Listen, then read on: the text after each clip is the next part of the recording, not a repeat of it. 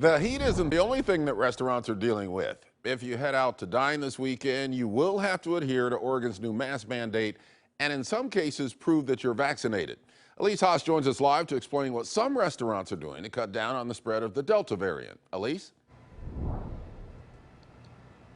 And like many people, restaurant workers were definitely excited to see when the masks were able to go, whether that's because they're working in a hot kitchen or just wanted to see people's smiles. But at this point in the pandemic, I started talking to restaurateurs and they say, you know, the masks coming back, it is what it is, but it definitely beats having to close down or reduce capacity. I specifically caught up with the owner of Shine Distillery and Grill in North Portland, John Poteet, and he said as the state was reopening, business was great, but he has seen a decline in customers in the past couple of weeks as the more contagious Delta variant has become dominant in Portland, as it has across the country. And as COVID cases are rising and hospitals are getting crowded, he says he's okay with the mask mandate returning.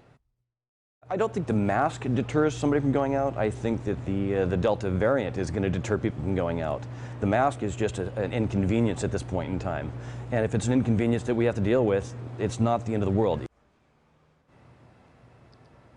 As the pandemic has taken another turn, John has decided to now join the coalition of around 20 other restaurants in Portland who are requiring customers to prove that they're fully vaccinated to dine inside. He says he wants to protect his workers and he wants to protect the community and what has to be a maskless environment. And so at Shine Distillery, they will start requiring proof of vaccination today. I also reached out to the governor's office a bit to find out what are we going to do and how long will this last. And Governor Brown's office basically said that they will be reevaluating the indoor mask mandate based on the spread of COVID-19 in the state and the level of hospitalizations. But as long as doctors, nurses, and hospitals are overwhelmed by COVID-19 patients, they say that the indoor mask mandate will stay in place.